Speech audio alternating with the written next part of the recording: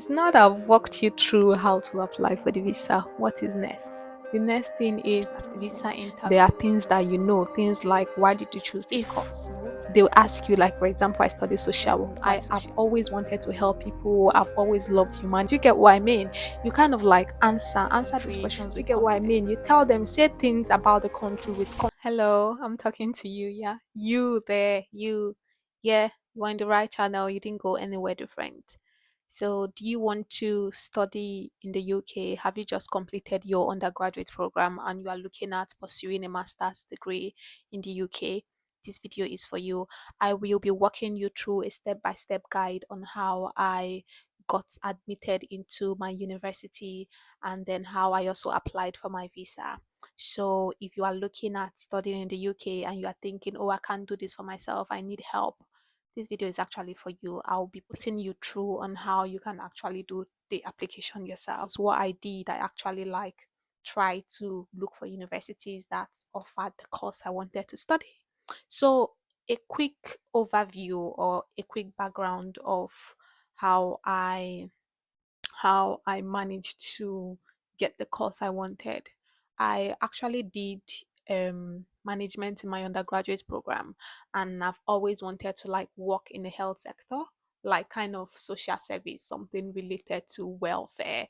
So I kind of like participated actively in welfare activities back in uni, and I really wanted to do something in the society because I'm a very big fan of humanity. So what I did, since I did management, I kind of like wanted to like research. Came across management in health and social care. I came across childhood education. Came across a whole lot of courses, and then I was like, okay, let's apply for management in health and social care. And I started off my application, and one day I was just scrolling through Facebook, and then I came across my course. Guess what course it is? Social work.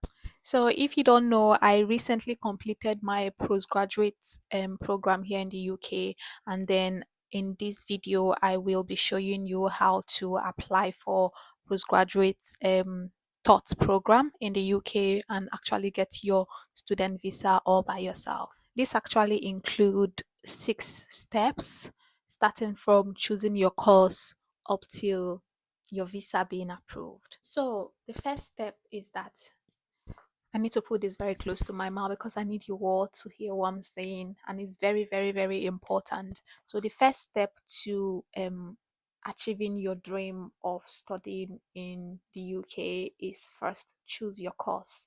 You need to choose a course that you know that you would actually get good career prospect from.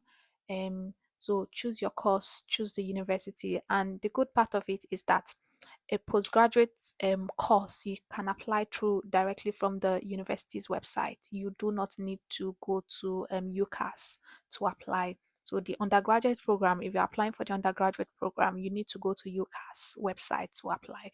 But then the postgraduate program, you can apply directly from the website, which is a good advantage. And I'll be showing you a step-by-step guide on how to do that. So first of all, you need to choose your university. Go online. Everything is online these days. So what you need to do is go online, search for universities in the UK. If it's in Wales, you want to study in England, in Scotland, you've made your research, whichever part of the UK you want to study. Go there, go online, go to Google, whatever thing you use to browse, Google Chrome, go there and then you search universities in the UK. You can search cheap universities in the UK. Everything is online these days. You do not need anyone to kind of like search for you or send you the list of universities. Just go online. If you want cheap universities, type cheap universities. If you want maybe to study in England, type universities in England. You Google will show you a list of universities to in England, and all you have to do is click on it and then read through. So what I did is that I searched for universities in the UK and then I saw different universities. But how I found my university, maybe God just wanted me to kind of like study there. So how I found my own university was that I was just scrolling on thingy on Facebook, and then my university came across and I clicked on it. I clicked on the link I saw on Facebook because as at that time, as at that time I was actually searching for universities online. So I saw my university, University of Bradford. I went to University of Bradford. So I clicked on it and then I kind of like started looking for courses, health related courses. So I came across child education. I came across um health and I think health and social care, management in health and social care. Excuse me. And then I also came across social work. So that was how I got my own university. But then everything is online, is on Google. Just search and then you can find your university. Make sure you search, you check the university's ranking, check your course prospects, like career opportunities and things like that. When you find a university, check for their scholarship. Some universities award as high as 5,000 scholarship for international students. So if their school fees is like £15,000, they can give you like £5,000 scholarship, and then you have to pay for 10,000. I'm just giving an example. Like my own university, they gave me up to like £5,000 scholarship as a student from West Africa. So make sure you check their scholarship opportunities. Don't forget to check their ranking as well. Check the location as well, and then yeah, and then an important thing is check your installment plan. Check the university's installment plan. If it is not online, call them to find out, or you send an email to find out what their installment plan is like. So if you are like me, that you know your sponsors are salary earner, you don't expect me to get an installment plan that is not flexible, that will not be suitable because there's no where money is stocked. Do you get what I mean? So if maybe you apply, make sure you check for installment plan. Okay, make sure you apply on time. Do you get what I mean? So if you apply on time, you can get admitted, and then you can start sorting out like different steps, because there's a whole lot of steps to this. It's not just boom. Do you get what I mean? So you need to start on time. Luckily, most universities in the UK admit students all year round. So you just check maybe January badge, July badge, or September badge. Do you get what I mean? So make sure you start early. Do you get? Yeah. Yes. So now that we've actually finished step one, remember step one is choosing the right course and then choosing the right university. So step two is what are the required documents for you to study a postgraduate program or a postgraduate course? You would need like a bachelor's degree. Do you get what I mean? So it's like progressing. So you need a bachelor's degree to be able to do a postgraduate program. So most universities actually request for 2-1, but then some also accept 2-2. So don't worry if you did not come out with 2-1, universities in the UK also accept 2-2. So you need a bachelor's degree, you need your transcript, you need what are they? You need your CV, you need a personal statement. What is personal statement? Personal statement is basically you telling the admission officers why you want to study the course, why you want to study in the university, why you want to study in the country, and then telling them what your career aspirations are. Do you get what I mean? I'm going to leave a sample of personal statement in my description. So if you want to look at what personal statement for postgraduate program actually looks like, you can check my descriptions and then you'll see it there. So I've mentioned your certificate, I've mentioned CV, I've mentioned transcripts. Yeah, I've also mentioned personal statement. What else do you need? You need a reference letter, either an academic reference letter or a professional reference letter. You also need English proficiency. So note that most universities actually waive English test in the UK. So you have to make sure that you check your university's English requirements. So if you studied in maybe a country that speaks English, or maybe English is your first language, they can waive that off for you. You don't need to write IELTS. So before you rush and go and pay for your IELTS test, make sure you check what the university's English test requirements is. Like myself, I studied in an English speaking country. I've spoken English all my life. Do you get what I mean? So what I did is I requested for a letter of English proficiency from my university. I also sent an email to the school confirming that my I've studied through IELTS in English. Like I did my undergraduate in English, I did my high school in English, so I did not need to write IELTS. So don't rush and go and pay for IELTS. Make sure you check university's requirements. I think that's it. I've walked through. So if you are doing postgraduate thoughts program, these are what you require. Some universities actually request for research proposal. I think I applied for one university and then they requested for research proposal. But most universities that request for research proposal, it's for you to just give them an overview of which area that you are interested in or which area of research you are interested in. But apart from that, for you to provide research proposal is usually for postgraduate research program. So they have postgraduate thought program and they have postgraduate research program, pardon me. They if you're also applying for PhD as well, you need to provide your research proposal.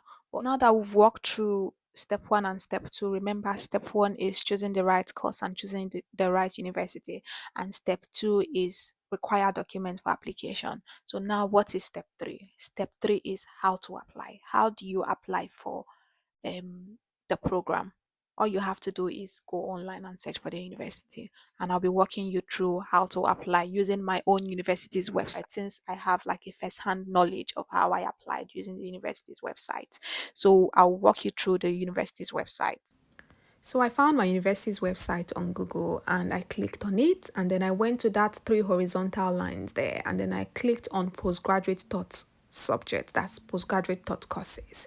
And then what I did, I scrolled down to see all the courses in my university's website, and then you can see management, law and social sciences, you see social work is right there, you can see life sciences, you can see engineering, computer science and digital technology, you can see healthcare professions, there are a whole lot of them. If your course is not there, you can use the search button to search for your course. So what I did, I went to the particular course I want to study, and then I read through a whole lot of things about the course. I read through like the fees, I read through career prospects, I read through everything that I needed to know about the course.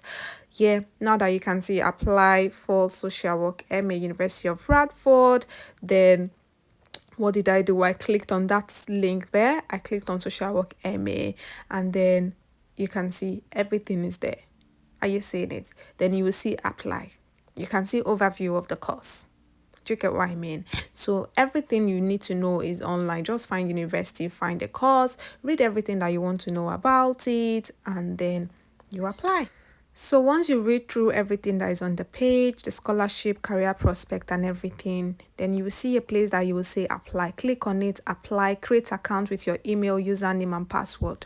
So you don't necessarily have to just apply for one university. You can decide to apply for different universities. This can actually increase your chances of getting admission. So if you apply to one university and they decline or they deny the offer, the other university might accept the offer. Or for example, the course you want to study, the university might have had much applicants for that year. For example, they need like 50 applicants and then they have like 60. So if they can decline the 10 and then accept 50, depending on criterias or requirements you get. So, and then what do those universities do? Because I remember applying to one university and then they sent me an email that, oh, there are other courses for me to apply, like child education and other courses. But no, that's not what I want. I want to study social work. So I kind of like, you get, I wanted to study something different. So, yeah. So if you apply and then you get declined, that does not mean other universities will decline you. So make sure you look for like different universities and apply to. So now what is the step four? We've gone through step one, step two, step three, through applications and everything. Now step four, which is very important, is getting your CAS. So once they've given you the admission and then you've accepted, the next thing is CAS. So the admissions, before I go into CAS, the admission comes in two different ways. You can either get a conditional offer or unconditional offer. So what is a conditional offer?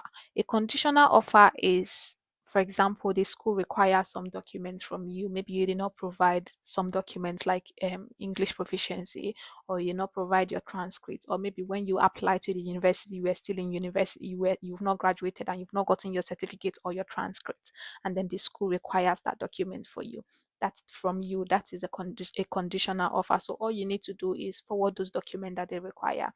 Then they will give you your unconditional offer. But then there's also unconditional offer, which is you do not need to provide anything for them. The next step is for you to get your CAS.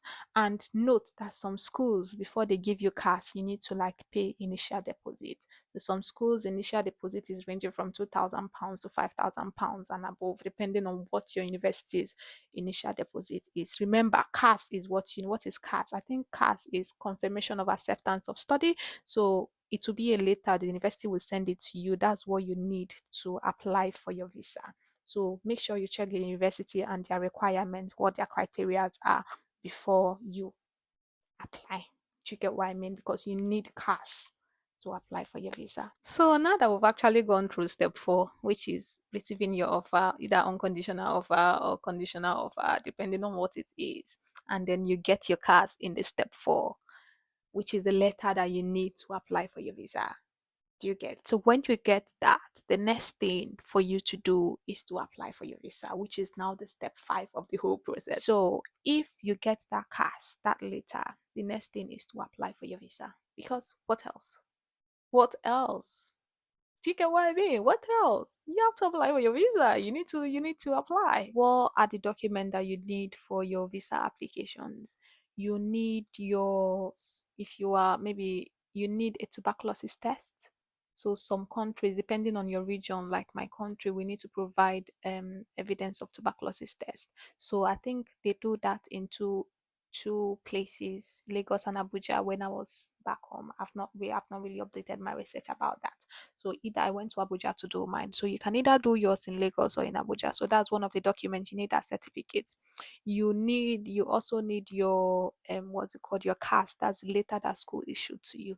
There's a particular amount of money that you need to have in your account to prove that you can sustain yourself while living in the UK. So if you're in London, you need hold on, I need to get that. I need to make sure that's correct. So if you are living in London, you need to provide £12,000. £12,000 need to be in your account as evidence of living that you can use to sustain yourself. But then if you are living outside of London, you need to provide £9,207 needs to be in your account. And remember, this amount of money needs to be in your account for at least 28 days. So it does not mean that you will not be running your account. If that money is in your account, you need to be running your account, like putting money in and withdrawing out for at least 28 days. Do you get what I mean? Because you need to provide this as a document that you can sustain yourself. I wrote these things down. I don't have them off heart. So you need to provide that. You need to provide your CAS letter. You need to provide your passport. That's your valid passport. You also need to provide bank statements. You need to provide tuberculosis test. I've mentioned it before. So you check which area is closest to you. Is it Abuja or is it in Lagos? Go to either of these places and then you do the tuberculosis test. Then you need to provide your academic certificate that you use in this application. That is your what's it called? Your certificate now for your bachelor's degree or your transcript. These are documents that you need to provide. But then I will show I'll walk you through how to what's it called? The right website or the right page to apply for your visa. Okay. So what do you need to do? You need to go to Google and search for apply for UK student visa. It will bring you to gov.co UK website. This is what the website looks like. Then you scroll down and then you will see start now. Click on this start now and it will ask you some questions which I'll be showing you here. Where are you planning to live? I was planning to live in England, so I clicked on England. Make sure you click on which section is applicable to you and then you click continue. So once you click continue, it will ask you some questions like, do you have a current EU or EEA Swiss passport or all those things. Then you answer yes or no. Then it will ask you like which country you're applying from. I typed Nigeria and then I did next.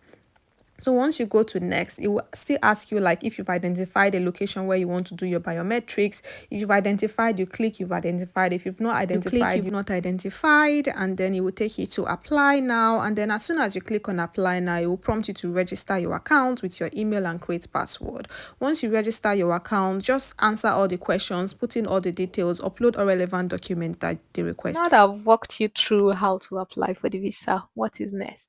The next thing is visa interview or visa being approved. So there are two options depending on your course that you are studying, because you just have to go for your biometrics you get and just your thumbprint. But then depending on the course that you are studying, they might call you for interview for cast you get. And don't be scared. Whatever they ask you, There are things you've written down before in your personal statement. There are things that you know, things like why did you choose this course? You won't choose a course that you just want to study for the studying sake. You get so if they'll ask you, like, for example, I study social work. Why social work? I'll tell them, oh, social work is my passion. I've always wanted to help people. I've always loved humanity. I've participated so well in welfare activities while I was in university. Do you get what I mean? You kind of like answer these questions with confidence. If they ask you, like, why did you study? Why do you choose UK? You can say, oh, UK is very close to my country. 6 hours, 30 minutes away. And apart from that, UK is a very diverse country. Do you get what I mean? You tell them, say things about the country with confidence because this is what is true. Do you get what I mean? You don't need to be scared. Answer it with confidence. They'll ask you what are your career aspirations. You can tell them, like me, I chose social work. In the future, I want to open a non-governmental organization. I want to open a charity organization. I want our organization. I want to be able to help the less privileged. Do you get what I mean? Answer these questions with confidence. And after that, depending on how you answer them, you get your visa approved. And bear you in mind, it's not all courses that does this visa, that does this CAS interview. Do you get? So if your course is doing that, make sure you kind of like prepare for it and answer them with confidence. Do you get what I mean? Yeah. And then yeah, what is it next? If you don't have the what's it called, the CAS interview, you just go for your biometrics and your visa is approved. Yes, it is. And then people will be like, "Oh, how long did it take for your visa to get approved?" It depends. There are different types of visas. The priority visa is 5 days. That's 3 to 5 working days, and then your normal visa application is about 3 to 4 weeks. There was a little delay in my case. Story for another day. There was a little delay in my case. But then yeah, I had to do like a priority, so I paid extra to get my visa approved within 5 working days.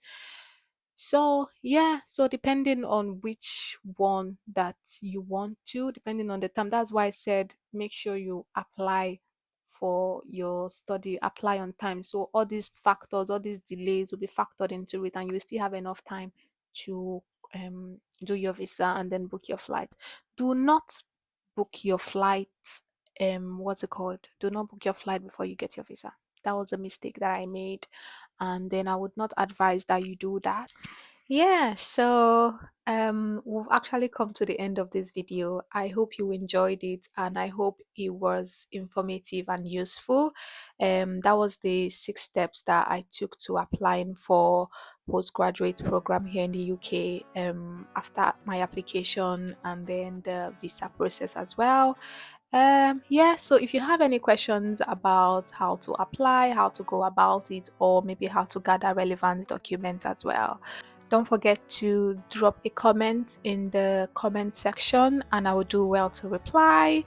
Yeah, thank you so much for watching. And if you've not subscribed, kindly subscribe. Don't forget, I'll keep you guys updated. Thank you. Bye.